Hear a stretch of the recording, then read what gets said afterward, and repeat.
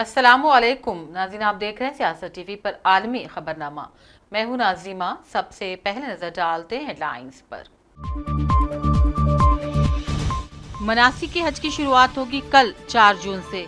मैदान अरफात में जदीद फील्ड अस्पताल और जदीद हिफाजती इंतजामात का इफ्तिताह। जनूबी गजा पट्टी में तकसीमी मरकज के करीब इसराइली फायरिंग, कम अज कम 24 फलस्तीनी शहीद और दर्जनों जख्मी। हिंदुस्तान से होगा जल्द तिजारती मुआहदा, अमरीकी वज़ीर तिजारत का इजहार उम्मीद, कहा मुआहदा दोनों मालिक के लिए होगा फायदेमंद। ईरान को किसी भी सूरत यूरेनियम की अफजोदगी की इजाजत नहीं देंगे, अमरीकी सदर ट्रंप ने दिया एक बार फिर बयान। अरब मुल्कों का दौरा मुकम्मल कर एक और कुल जमाती पार्लिमानी वफ्द हिंदुस्तान वापस, मीडिया से किसी किस्म की बातचीत से साफ इनकार। पाकिस्तान में जेल ब्रेक, जलजले के झटकों का फायदा उठाकर कराची की मलेर जेल से 216 कैदी फरार, 80 से ज्यादा कैदियों को किया गया फिर गिरफ्तार।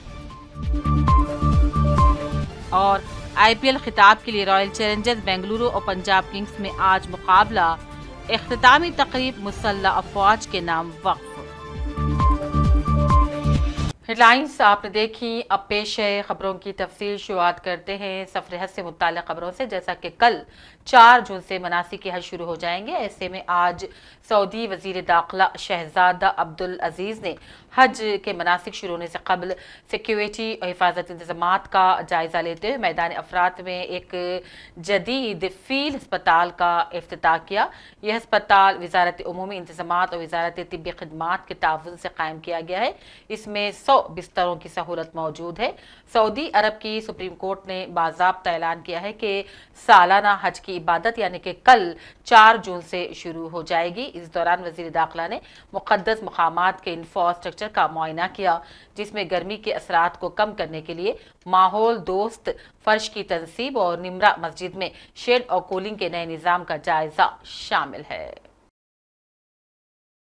सऊदी सिविल डिफेंस की जनरल डायरेक्टरेट ने ऐलान किया है कि जारिया साल पहली मरतबा हज सीजन में आग बुझाने और इसके ऑपरेशन के लिए फॉल्कन नामी एक ड्रोन को इस्तेमाल में लाया जाएगा। मसनवी जहाना से लेस इस ड्रोन को खासतौर पर बुलंद मकामात पर लोगों को बचाने और आग बुझाने के लिए डिजाइन किया गया है, और ये ड्रोन ऐसे मकामात तक भी पहुंच सकेगा जहां आमतौर पर जाना मुश्किल हो जाता है। पेश नाज़रीन इस ड्रोन से मुताल्लिक अहम तर तफसीलात इस रिपोर्ट में। सऊदी सिविल डिफेंस की जनरल डायरेक्टरेट ने ऐलान किया है कि जारिया साल पहली मरतबा हज सीजन में आग बुझाने और इसके ऑपरेशन के लिए फॉल्कन नामी एक ड्रोन को इस्तेमाल किया जाएगा। मसनवी जहाना से लेस इस ड्रोन को खास तौर पर बुलंद मकामात पर लोगों को बचाने और आग बुझाने के लिए डिजाइन किया गया है। ये ड्रोन ऐसे मकामात तक पहुंचेगा जहां आमतौर पर जाना मुश्किल होता है। ये ड्रोन 12 घंटे तक बुलंदी पर रहकर परवास करते हुए अपना काम कर सकता है। इस ड्रोन पर 40 किलोग्राम तक का वजन भी लादा जा सकता है। ड्रोन में आग बुझाने के लिए कसीरुल मकासिद निज़ाम नस्ब है, जिसके साथ लोगों को बचाने, कंट्रोल करने और इनकी हिफाजत का नाम भी मुंसलिक है। ड्रोन में थर्मल कैमरे हैं जो हरारत से मंजर कशी करते हैं। ये ड्रोन किसी भी मुकाम से लाइव फुटेजेस नशर कर सकता है और इसका बराह रास्त मवासिलाती राबिता कमांड एंड कंट्रोल के निज़ाम से होगा। ये जदीद ड्रोन ऊंची इमारतों, सनती साइट्स और वो मुकाम जहां खतरनाक मवाद मौजूद हो, हुजूम वाली जगहों और जंगलों में लगने वाली आग, सबके साथ आसानी से निमट सकने की सलाहियतें रखता है। इसके अहम फवायद में फौरी तौर पर बरखफ्तारी से जवाबी रद्द-ए-अमल देना, इंसानों के लिए कम से कम खतरा पैदा करना और बरवक्त फैसला साजी की बेहतरीन सलाहियतें शामिल हैं। सिविल डिफेंस के डायरेक्टर जनरल ने हज सिक्योरिटी फोर्सेस की मुश्तरका प्रेस ब्रीफिंग में इस ड्रोन के बारे में तफसीलात से आगाह किया। उन्होंने आज़मीन की रिहाइश के पहले से जायजे, हिफाजती गश्त और मुमकिन वाक़यात से निमटने के लिए मुकामात मुक़द्दसा पर तैनात हुक्काम के साथ मुश्तरका कोशिशों के जरिए एहतियाती इक़दामात की अहमियत पर रोशनी डाली। اس کے علاوہ امن عامہ کے ڈائریکٹر نے بتایا کہ مکہ مکرمہ میں 2,69,678 ایسے افراد کو جن کے پاس پرمٹ نہیں تھا روک دیا گیا ہے اور انہیں مکہ میں داخل ہونے نہیں دیا گیا۔ بیورو رپورٹ، سیاست ٹی وی۔ سعودی وزارت اسلامی امور کے حکام نے خادم الحرمین شریفین پروگرام کے تحت فریضہ حج کے لیے آنے والے فلسطینیوں کے دوسرے گروپ کا بھی خیر مقدم کیا۔ شاہ سلمان نے جاریہ سال 100 سے زیادہ ملکوں کے 2,300 افراد کو حج کے لیے مدعو کیا ہے۔ اس میں 1,000 کا تعلق فلسطین سے ہے۔ غزہ سے تعلق رکھنے والے 500 فلسطینی عازمین کے دوسرے گروپ میں شہداء، قیدیوں اور زخمیوں کے اہل خانہ شامل ہیں۔ گزشتہ روز بھی مغربی کنارے سے عازمین کا پہلا گروپ مملکت پہنچا تھا جن کا زبردست خیر مقدم کیا گیا تھا۔ جنوبی غزہ پٹی میں تقسیمی مرکز کے قریب اسرائیلی فائرنگ سے آج بھی کم از کم 24 فلسطینی شہید اور درجنوں زخمی ہو گئے ہیں۔ اس حوالے سے صحت کے مقامی حکام نے بتایا ہے کہ افراتفری اور امدادی کارروائیوں کو روکنے کے لیے خون ریزی کا ایک بار پھر تازہ ترین سانحہ پیش آ گیا۔ اسرائیلی فوج نے کہا افواج نے افراد کے گروپ پر فائرنگ کی جو رفح میں تقسیمی مرکز کے قریب رسائی کے مخر راستوں سے باہر نکل گئے تھے۔ اس سلسلے میں بدستور تحقیقات جاری ہے کہ کیا ہوا تھا۔ ہلاکت اسرائیل کے اس بیان کے چند گھنٹے بعد ہوئی جبکہ 3 فوجی شمالی غزہ پٹی میں لڑائی میں ہلاک ہو گئے تھے۔ برطانوی وزیر اعظم کیئر سٹارمر نے زور دے کر کہا غزہ کی صورتحال دن بدن بدتر ہوتی جا رہی ہے اور یہ انتہائی ضروری ہے کہ فلسطینی علاقے کو فوری طور پر مزید انسانی امداد دی جائے۔ اسکاٹ لینڈ میں صحافیوں سے بات کرتے ہوئے جب ان سے پوچھا گیا کہ آیا برطانیہ اس معاملے میں کوئی قدم اٹھائے گا تو انہوں نے کہا غزہ میں حالات ناقابل برداشت ہو چکے ہیں، ہر گزرتے دن کے ساتھ یہ مزید سنگین ہوتے جا رہے ہیں۔ امریکی وزیر تجارت ہاورڈ لٹنک نے ہندوستان کے ساتھ جلد تجارتی معاہدہ طے ہو جانے کی امید کا اظہار کیا تاکہ صدر ٹرمپ کی محصول دھمکیوں سے بچا جا سکے۔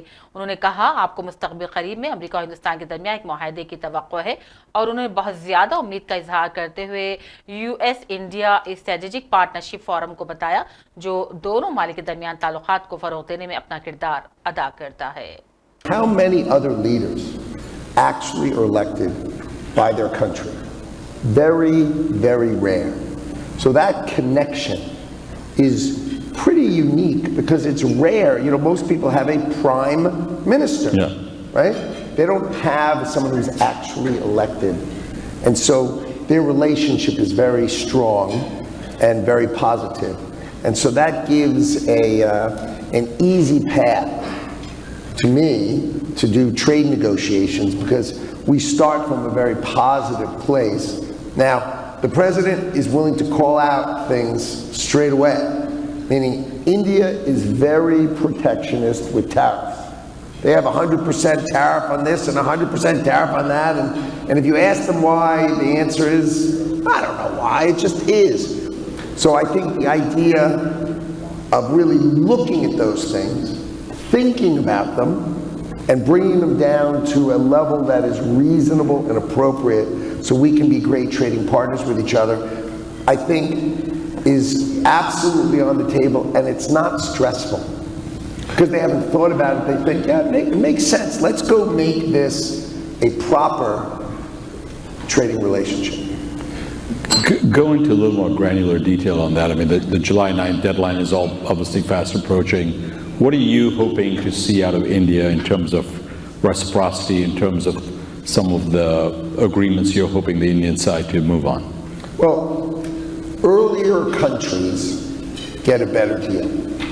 That's the way it is. So those who come in, you know, July 4th to July 9th, there's just going to be a pile. Right? But those who are earlier, and I think India is trying hard to be one of the earlier countries, which I appreciate. But these kind of deals used to take 2 or 3 years, and we're trying to get them done in a month, which is, you know, just not the ordinary DNA of trading relationships between countries.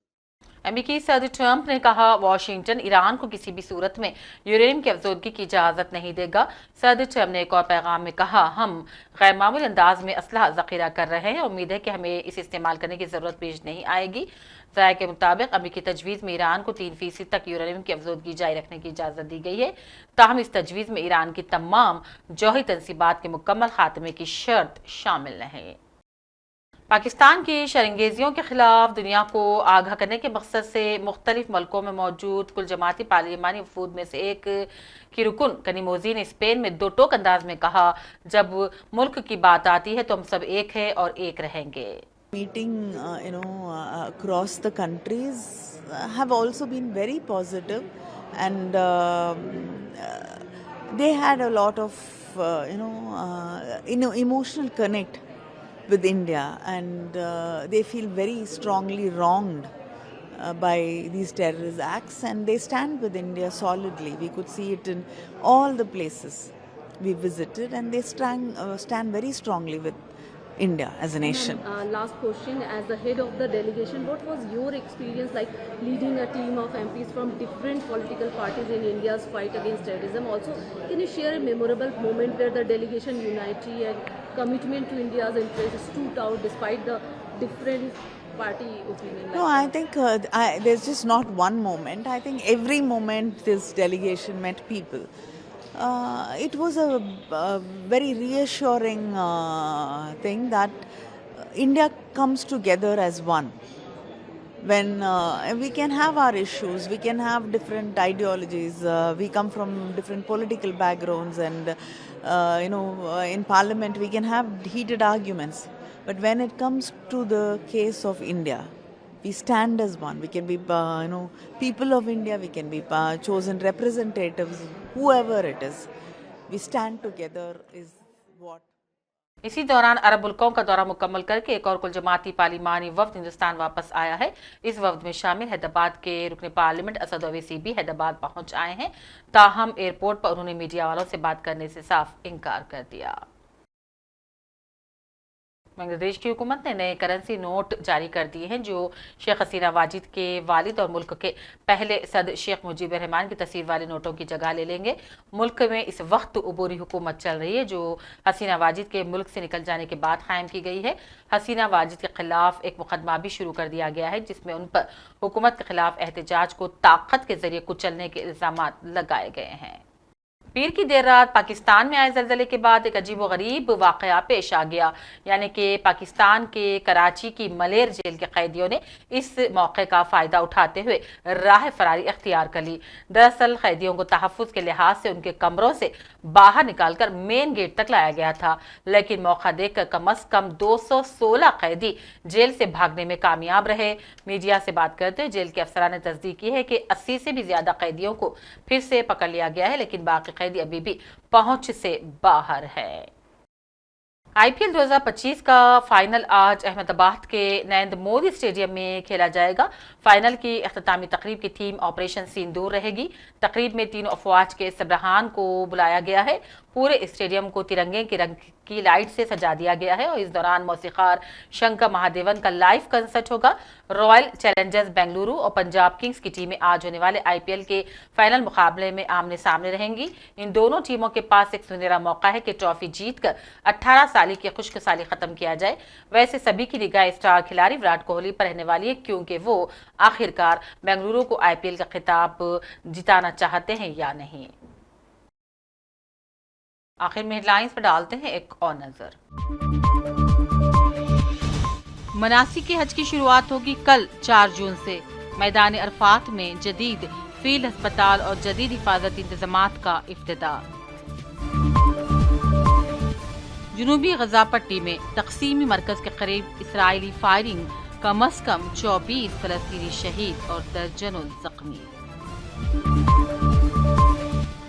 Hindustan سے ہوگا جلد تجارتی معاہدہ، امریکی وزیر تجارت کا اظہار امید، کہا معاہدہ دونوں ممالک کے لیے ہوگا فائدہ مند۔ ایران کو کسی بھی صورت یورینیم کی افزودگی کی اجازت نہیں دیں گے، امریکی صدر ٹرمپ نے دیا ایک بار پھر بیان۔ عرب ملکوں کا دورہ مکمل کر ایک اور کل جماعتی پارلیمانی وفد ہندوستان واپس، میڈیا سے کسی قسم کی بات چیت سے صاف انکار۔ پاکستان میں جیل بریک، زلزلے کے جھٹکوں کا فائدہ اٹھا کر کراچی کی ملیر جیل سے 216 قیدی فرار، 80 سے زیادہ قیدیوں کو کیا گیا پھر گرفتار۔ اور IPL खिताब के लिए रॉयल चैलेंजर्स बेंगलुरु और पंजाब किंग्स में आज मुकाबला, इख्तितामी तकरीब मुसल्लह अफवाज के नाम वक्फ। इसी के साथ आलमी खबरनामा का सिलसिला अब यहीं इख्तिताम को पहुंचता है। पूरी टीम के साथ दीजिए इजाजत। देखते रहिए सियासत TV। अल्लाह हाफिज।